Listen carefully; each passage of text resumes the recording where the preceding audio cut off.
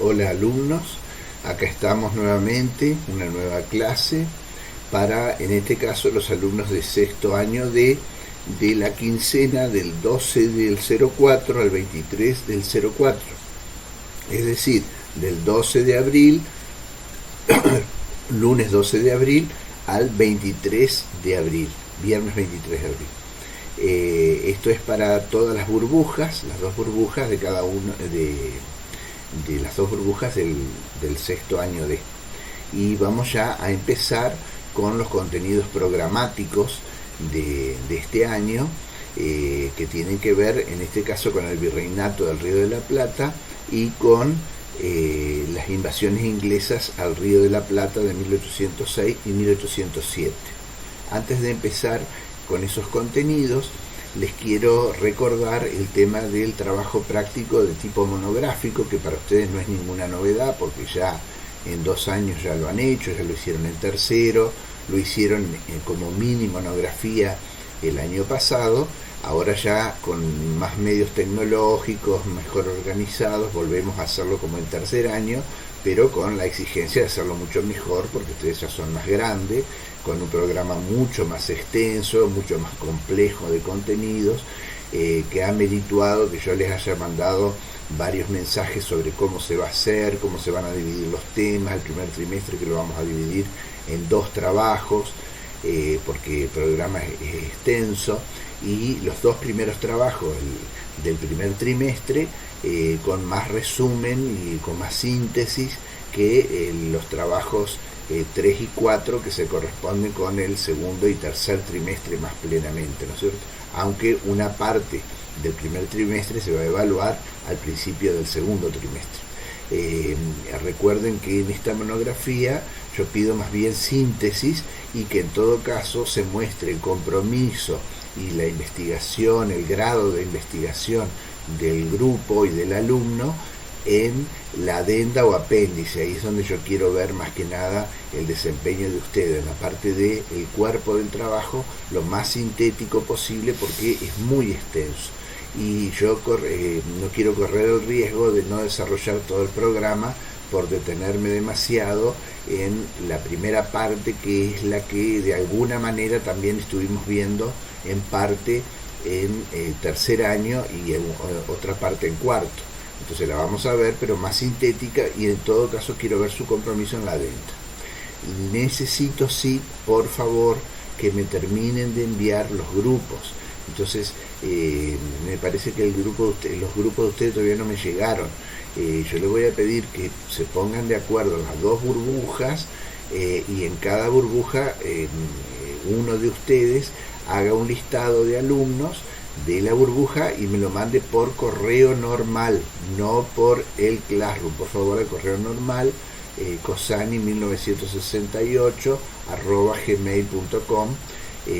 Ahí me manda uno de ustedes el listado de los grupos, con número de grupo, con los integrantes del grupo, y muy pero muy importante, el alumno designado como responsable de grupo, que es el único, le vuelvo a insistir, es el único que el día de la entrega me tiene que hacer la entrega del trabajo digital. Después, si yo me reintegro, que esperemos, vamos a ver qué pasa con esto de las cepas nuevas del COVID y demás, si las vacunas dan resultado y puedo volver, ahí ya les voy a pedir impreso el trabajo a cada uno, pero por ahora no lo imprima porque no sabemos cómo va a continuar el año. Por ahora solamente déjenlo digital en sus archivos informáticos, tengan apuntes por supuesto de sus carpetas, y un solo alumno me entrega el trabajo, el responsable de grupo. Tienen todo el material ya de trabajo, tienen la bibliografía, tienen los 2 libros, tienen un libro extra con el que puede servirle para alguno de los aspectos, sobre todo para el tema del virreinato, pueden sacar algo de ahí también. Y tienen que buscarlo, tanto en Gallardo como en Drago, como en este otro libro que se lo mandé en PDF. Tienen que buscarlo en los índices y si les sirve lo incorporan. Ustedes ya están grandes, ya saben cómo tienen que buscar las cosas, pueden usar Wikipedia. Recuerden que en el primer y segundo trabajo me interesa mucho la adenda o apéndice, y lo otro que sea sintético, y bien hecho, lo sintético bien hecho. Bueno, acuérdense de que ponerse las pilas con estos trabajos, porque tienen un mes, un poquito menos de un mes, pero casi un mes, que no es poco tiempo para hacerlo. Pero sí es poco tiempo si no se ponen las pilas, si no hacen las cosas con el tiempo y forma como corresponde. Tienen que ir llevando todos los días un poquito o hacer todo lo más que se pueda ahora, cosa que después cuando el trimestre se ponga más álgido, las demás materias le empiecen a dar más tareas, le empiecen a tomar exámenes, evaluaciones. Yo me reservo el derecho de tomar evaluaciones también, por ahora no, pero sí, por supuesto si a ese les va a avisar con algún tiempo de antelación, pero también me reservo el derecho a tomarles una evaluación. Entonces, ténganlo en cuenta, después va a haber otra nueva tarea, todavía no les he corregido, les pido disculpas por eso, el tema del trabajo del 2 de abril, pienso que tengo mucho que corregir, y voy en orden, empiezo tercero, quintos y después sexto, y tengo los nocturnos también, pero bueno, está el próximo trabajo del 25 de mayo por la parte individual, las tareas diarias que hay que llevar al día, ir leyendo los textos que yo le voy mandando, las cosas que yo le voy mandando, posibilidad de alguna evaluación, pero todo eso se va sumando, el esfuerzo cada vez es mayor a medida que pasa el trimestre, nos vamos cansando, entonces aprovechemos ahora que tal vez, solo digo tal vez, no hay tantas tareas como para ir poniéndose al día y hacer las cosas bien, y que después no vengan los que se cortan solo, el que manda el trabajo por su cuenta, las excusas tontas, ¿no? Que no nos juntamos porque uno se peleó, porque el otro se cambió, porque el otro se peleó, porque el otro tiene 5 novias y no hace la tarea. Todo eso tenemos que arreglarlo con tiempo. Y el profesor, como yo en mi caso, estoy dispuesto a mediar entre ustedes, que nos juntemos a lo mejor en un Zoom aparte, si hace falta ponernos de acuerdo. Pueden hacer todas las consultas que quieran, pero con tiempos, no van a último momento, después no entendemos nada, y eso no entendemos nada es muy vago. Por ejemplo, que me vengan 2 días antes, una semana antes, no entendemos nada. ¿Y cómo va a ser el profesor si no entendieron nada a lo largo de 2 meses? ¿Cómo va a ser para hacerles remontar la materia? Entonces los momentos para hacer las tareas, para hacer consulta, para ver si no entienden algo, porque no puede ser no entendemos nada. Estudiamos, si estudiaron no puede ser que no entiendan nada. Estudiamos y sobre tal tema nos queda tal confusión. Así me preguntan y yo les puedo responder en el correo normal o a través del Classroom también, ¿sí? Bueno, pero ya tienen todo el material. Si ustedes siguen el material, todo el material de apoyo que les he dado, todo, no tienen por qué salir mal. Y ya pueden empezar a hacerlo. Bueno, volvemos ahora al tema en sí, vamos a tratar de ser breve. Hoy voy a tratar de hacerlo más cortito que otras veces, siempre me prometo lo mismo, bueno, alguna vez le voy a terminar cumpliendo, porque mi firme propósito es cumplirles con eso. Bueno, tema del virreinato del Río de la Plata. Puede parecerles extraño que empecemos el programa con el virreinato cuando todavía no es historia argentina, pero corresponde. ¿Por qué? Porque podemos decir que la Argentina en embrión, ¿no? como un bebé que se está formando en la panza de la mamá, que todavía no se ve, pero que ya existe, ese ser humano, bueno, así la Argentina es con el virreinato del Río de la Plata. La Argentina se va a erigir o se va a fundar, el Estado argentino se va a fundar sobre las sólidas bases que dejaron los españoles.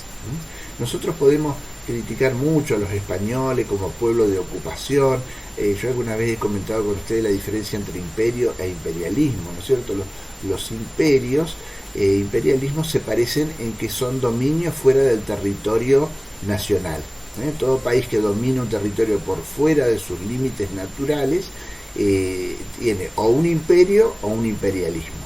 Por ejemplo, si la Argentina domina Malvinas, no es un acto de imperialismo. ¿Por qué? Porque está dentro de nuestros territorios naturales, heredado por España, está cerca de nuestra plataforma continental, las Malvinas, así que eso no sería un acto ni de imperio ni de imperialismo. En todo caso sería de recuperar un territorio que es nuestro. Y ahora, si la Argentina conquistara, vamos a suponer que se entera que hay una isla desconocida entre las Malvinas y África, y que esa isla nadie la descubrió y un marino argentino desembarca ahí y se instala, bueno, ahí vamos a hablar o de un imperio o de un imperialismo. Los imperios y los imperialismos se parecen en que dominan territorios fuera de sus límites naturales. Supongan que mucho más allá de las Malvinas, en pleno océano Atlántico, hay una isla desierta y la descubre y la conquista en nombre de la Argentina un marino argentino, ¿tá? Ahora, ahí se discute si es imperio o es imperialismo. Los imperialismos en general se distinguen por dominar y llevarse la riqueza y no dejar nada a cambio. Los imperios, en cambio, se caracterizan por tratar de integrar, a veces lo logran, a veces no, pero tratan de integrar el territorio de ultramar, el territorio por fuera de sus límites naturales que conquistan, tratan de integrarlo como si les fuera propio. ¿Esto qué quiere decir? Que los nativos, los que nacen, nativos, no me refiero a los indios solamente, los nativos son los que nacen, los nativos, los que nacen en ese lugar, son considerados igual de ciudadanos que los habitantes metropolitanos, o sea que los que nacen acá. Vamos a suponer que dominamos esa isla y los que nacen ahí son considerados ciudadanos de segunda, que no tienen voto, no tienen derecho al voto, a nada, están ahí, le damos un salario y bueno, y que se la arreglen como puedan, pero no tienen los mismos derechos que nosotros. Bueno, en ese caso seríamos un imperialismo. Ahora, si un ciudadano nacido en esa isla, fuera de nuestro territorio natural, tiene los mismos derechos que cualquier argentino y puede viajar cuando quiera a la Argentina sin necesidad de pasaporte, bueno, ahí sería un imperio. ¿Por qué? Porque está integrado. Bueno, los españoles, yo siempre voy a sostener que fueron no un imperialismo sino un imperio. ¿Se llevaron riquezas de acá? Sí, se llevaron riquezas de acá. Pero la diferencia con otros países europeos, que tarde o temprano, o sea, era una ley, o sea, algunos sueñan con, bueno, los Américas podrían haber quedado sin la presencia de los europeos. No, imposible, ¿sí? La civilización, el progreso, el avance de las ciencias hace que los pueblos empiecen a avanzar y avanzar y avanzar y a dominar lo que aparezca, ¿sí? Los territorios que aparezcan. Tarde o temprano íbamos a caer en manos de alguien, o de Inglaterra, o de Francia, o de Holanda, o de España. Bueno, de todos los países europeos que dominaron en América, yo considero que el más bueno, el que más imperial de todos se comportó, fue España. Todos venían a buscar una riqueza, venían a buscar en principio oro, ¿sí? Y los españoles no fueron la excepción. La diferencia es cómo buscaron el oro, qué hicieron con ello, para qué lo querían. Los españoles lo querían sobre todo para mantener su imperio y mantener la Iglesia Católica. Para ellos siempre fue muy importante su vinculación con el catolicismo. Y entonces siempre se preocuparon por la evangelización en cuanto a la presencia española en América, y por otro lado el oro americano, una gran parte lo ocuparon en Europa para defender la causa católica en las guerras religiosas que hubo en Europa contra los protestantes, contra los calvinistas, contra los ingleses de Enrique VIII, contra los franceses de calvinistas en la zona de Suiza y Francia, que se hizo calvinista, contra los luteranos en Alemania, y también contra otra religión que es enemiga del cristianismo todo, no solo del catolicismo, sino de todo el cristianismo, que son los musulmanes, ¿no? Contra el Islam. Entonces la Iglesia lo usó, creo yo, para una buena causa, porque creo yo que la Iglesia Católica es una buena causa. Ahora, obviamente, si un escritor no piensa que la vida trascendente es más importante que esta vida, y además no reconoce la Iglesia Católica como la Iglesia de Cristo, obviamente les va a parecer como un desperdicio de dinero, que una nación gaste su dinero y sus esfuerzos en evangelizar a los indios, en defender la causa católica, les va a parecer un derroche. Bueno, yo soy católico, practicante, me considero católico, entiendo que soy docente de una escuela católica y entiendo que los alumnos que van al colegio donde yo estoy dando clases, a ustedes, a quienes me dirijo en este momento, son católicos y tienen los mismos pensamientos, y por ende no puedo ver como un imperialismo el dominio de España. Distinto es si me cambia la cabeza y tengo otros pensamientos. Ahora, yo hablo en la sintonía que supongo ustedes tienen, y si no, el equivocado no soy yo. En todo caso, el equivocado es el alumno que está en la escuela equivocada. Si ustedes dicen, no, yo no creo en el catolicismo, no creo en la evangelización española, no creo que haya sido bueno que la España les haya llevado el cristianismo y la comunión, primero el bautismo y los demás sacramentos a los indios.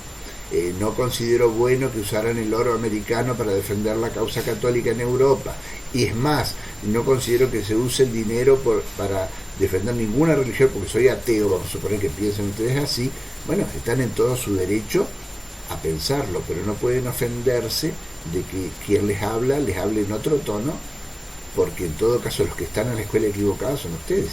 Tendrían que decir, no, bueno, yo no coincido con las ideas de esta escuela, con la religión que profesa esta escuela, y bueno, me voy de esta escuela.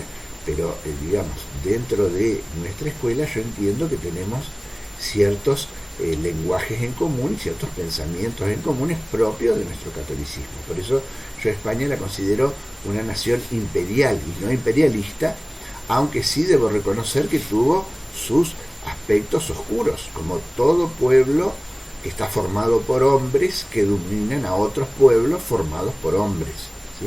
Siempre que el ser humano pone la mano, lleva la impronta de ser hijo de Dios y a la vez la impronta de ser un hijo pecador de Dios.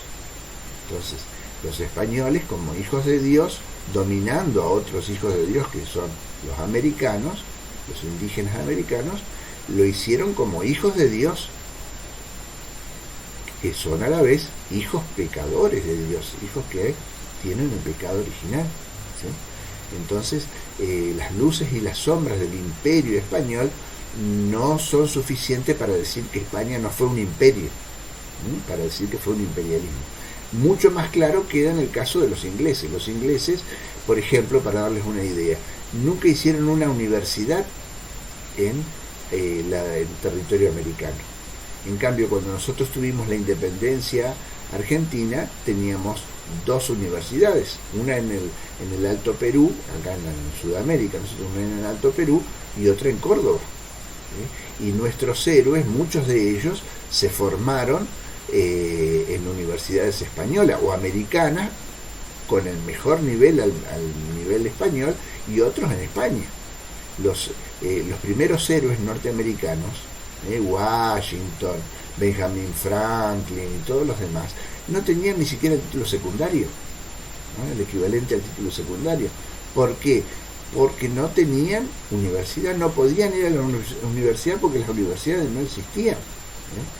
En tiempos tan posteriores como por ejemplo cuando llegó Abraham Lincoln era un hombre muy culto, muy preparado, pero no tenía títulos secundarios ni universitarios, se formó solo. Cuentan que cuando él era chico, la familia era una familia de hacheros, una persona pasó por ahí y le pidió alojamiento, y como no tenía para pagar, regaló un baúl de libros y le dijo, tómelo, déjelo, pero yo otra cosa no tengo con qué pagar. Y la familia, con mucho pesar, la familia de los Franklin, de los Lincoln, tomó ese baúl con libros, porque bueno, no me quedaba otra. Y el único que valoró los libros fue Lincoln, que se los leyó, los devoró, aprendió bien. Él era un buen alumno de escuela primaria, pero no tenía posibilidad de estudiar más, y entonces fue autodidacta, como nuestro Sarmiento, que nunca fue a la universidad, pero fue una persona muy lúcida, muy preparada. Yo no estoy queriendo decir que aquel que no va a la universidad es un tonto, es un ignorante.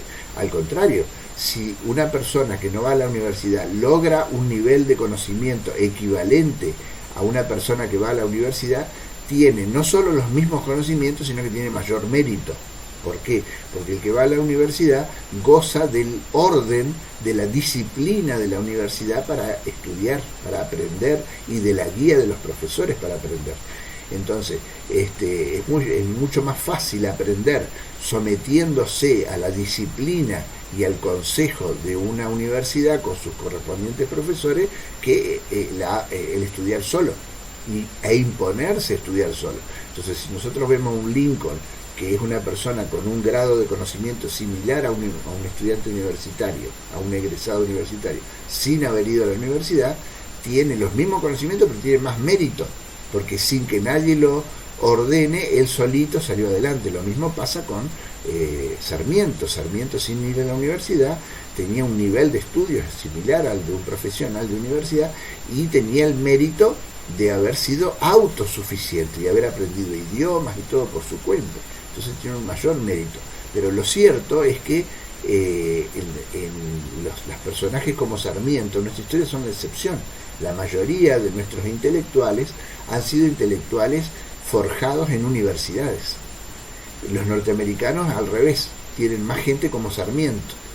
Todos los héroes de la revolución norteamericana eran personas muy cultas, pero de forma autosuficiente, lo cual tiene gran mérito, pero tiene la desventaja de que no tuvieron el apoyo de una institución universitaria que les enseñara, ¿sí? Cuentan que, por ejemplo, George Washington, al tren de asedio, o sea, al grupo de cañones que usaba para vencer ciudades fortificadas inglesas, se lo dio a un librero por el solo hecho de que era el hombre que más libros había leído sobre cañones en todo Estados Unidos. ¿Sí? Y fue un hombre competente, era un hombre que sin haber ido a la universidad, el general de artillería, fue uno de los generales más importantes de Washington cuando querían conquistar alguna ciudad fortificada. Y el cual era el mérito de él, y que el tipo compraba libros y los leía, lo compraba libros para vender, era librero, era de profesión librero, pero además de vender libros los leía él, y su pasión era leer sobre cañones. Entonces dice, bueno, vamos a poner a este jefe de los cañones, porque el único que sabe mucho de cañones en toda Norteamérica, y no había ido a la escuela, era por decisión personal de aprender de él, de comprar los libros, ¿no es cierto? Bueno, pero Estados Unidos nunca tuvo una universidad hasta mucho tiempo después de su independencia, porque no tenía ni siquiera las bases de profesores para crear esas universidades. Nosotros aquí sí tuvimos universidades. Cierto es que el dominio borbónico de América tuvo dos periodos. El dominio monárquico de América tuvo dos periodos, el periodo Austria y el periodo borbónico, por eso la confusión de palabras. La monarquía española tuvo dos periodos. El periodo de los reyes de apellido Austria es donde los americanos eran considerados ciudadanos bien integrados con los metropolitanos, con los españoles nacidos en España. Éramos tan españoles aquí como en España. En cambio, con los Borbones que vinieron después, y que todavía la Casa Real de Borbón sigue estando presente, aunque sea simbólicamente en el gobierno español, los Borbones eran de origen francés, y los franceses consideraban que los habitantes fuera de ultramar eran ciudadanos con menos derechos que los ciudadanos de la metrópoli de Francia. Bueno, herencia de ese pensamiento también tuvo influencia en los Borbones españoles, o sea, eran de España, pero eran de apellido francés, venían de origen francés, y bueno, esa forma de pensar la trasladaron a su gobierno, pero no dejaron de reconocer ciertos derechos a los americanos. Por ejemplo, los cargos públicos, a partir de los Borbones, se hizo costumbre que todos los cargos públicos venían directamente de España, y ya no se hacía demasiado cursus honorum acá en América para que llegaran, cursus honorum quiere decir méritos en la administración pública española en América, como para llegar. O sea, si uno quería ser funcionario en América, convenía hacer más mérito en la propia España para que lo nombraran funcionario en América. Y antes, durante los Austrias, no. Durante los Austrias era muy común que gente que descollaba la administración pública americana los nombraran autoridades en América. Con los Borbones empezó a revertirse eso. Se siguieron nombrando funcionarios americanos en cargos para los americanos, pero la mayoría de los cargos españoles venían desde España los funcionarios. Eso es cierto. ¿Por qué? Por la influencia borbónica en la monarquía, que hizo que de alguna manera empezaran a ser considerados ciudadanos de segunda los americanos. Pero nunca hubo un corte tan grande como en el caso de Inglaterra con los norteamericanos. Entonces siempre España mantuvo esa impronta más de imperio que de imperialismo, que por supuesto se llevaron riqueza y tuvo sus luces y sus sombras, como siempre que hay hombres y hombres pecadores.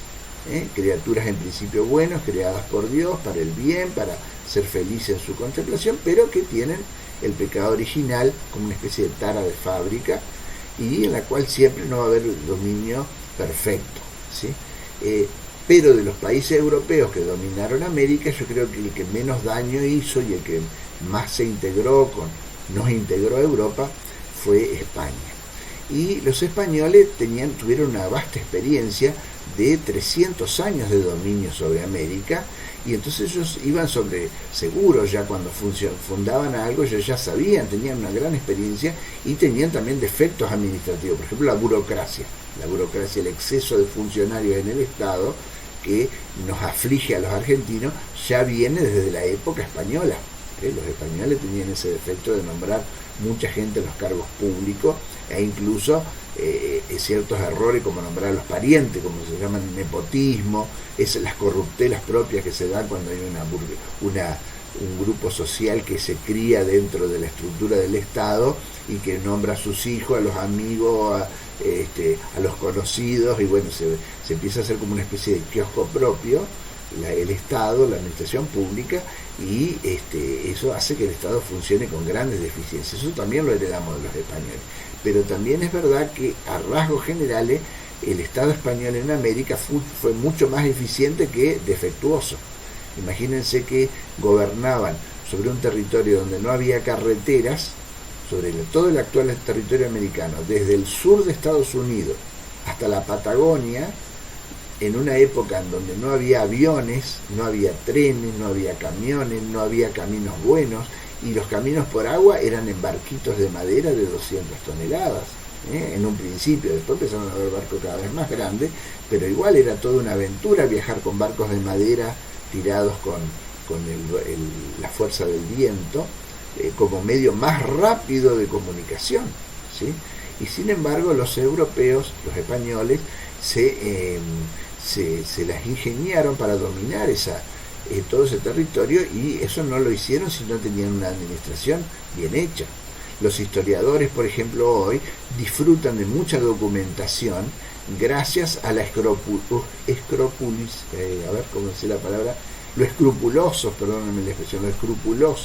la escrupulosidad que tenían los funcionarios españoles en hacer muchas copias. Cada vez que ellos hacían cualquier documento, hacían muchísimas copias, excesivas, copias, a veces innecesariamente, pero gracias a eso casi no hay documentación que no esté en algún lado.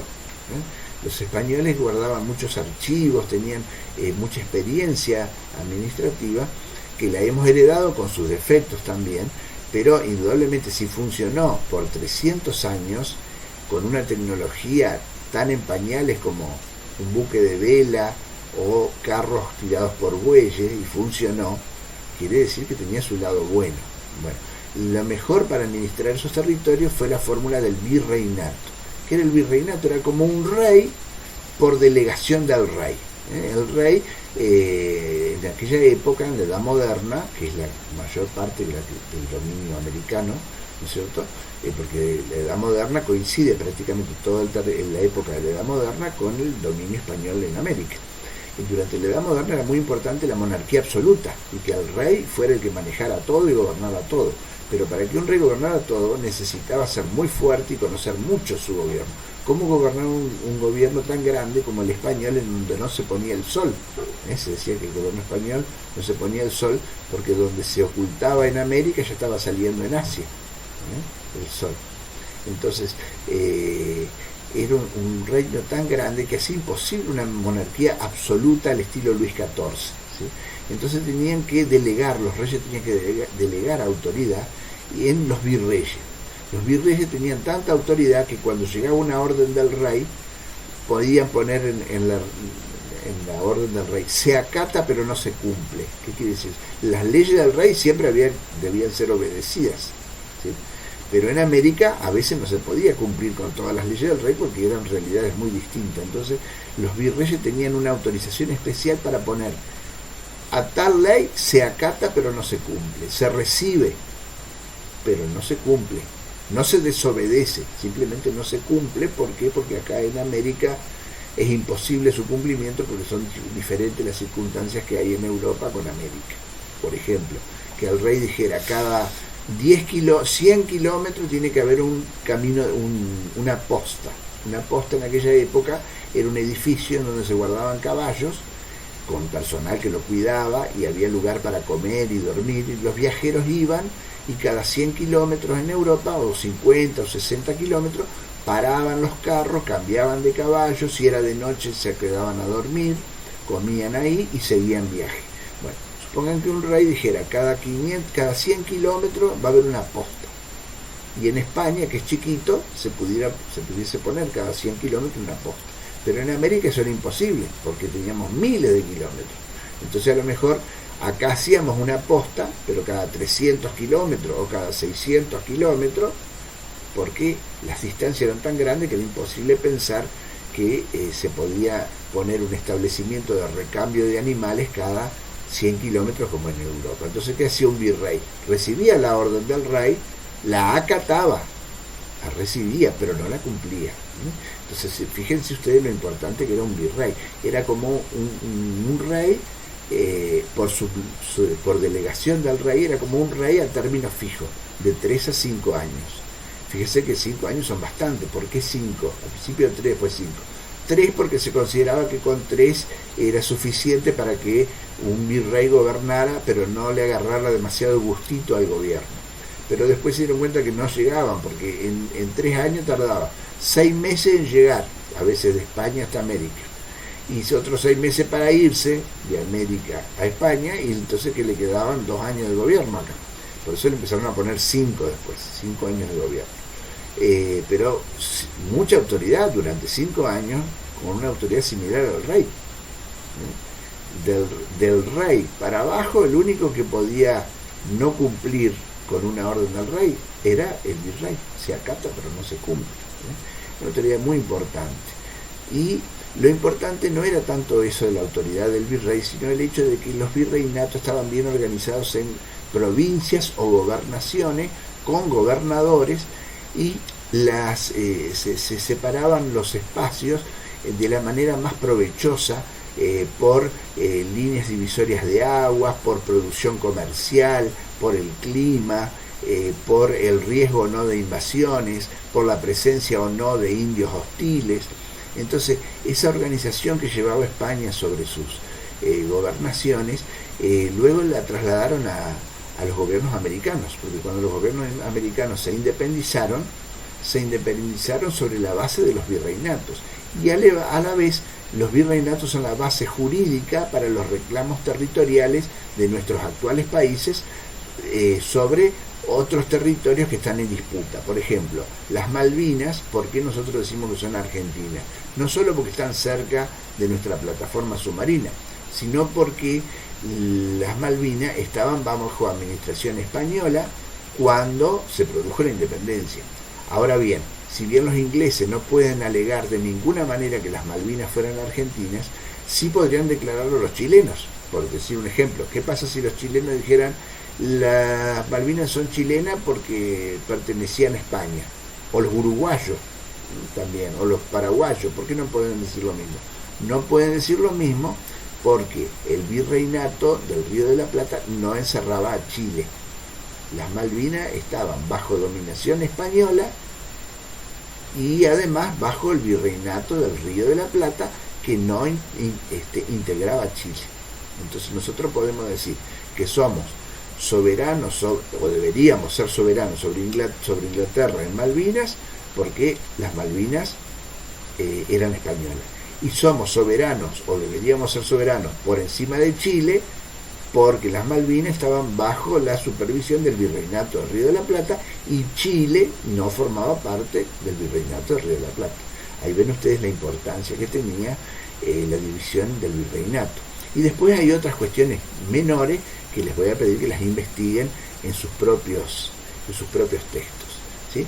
Y como ya nos pasamos de los 30 minutos y quedan muy poquitos para los 40 minutos, y en menos de 5 minutos no creo que vaya a poder explicar un tema tan complejo e importante como las invasiones inglesas al Río de la Plata, voy a cumplir por hoy, no con los 30 minutos que dije, pero menos que 40, o que 42, o que 44, como ha sido otras veces, y cortamos acá y seguimos con la invasión inglesa al Río de la Plata en el próximo trabajo, y a las clases también, si podemos, si Dios quiere, y vayan investigando al respecto.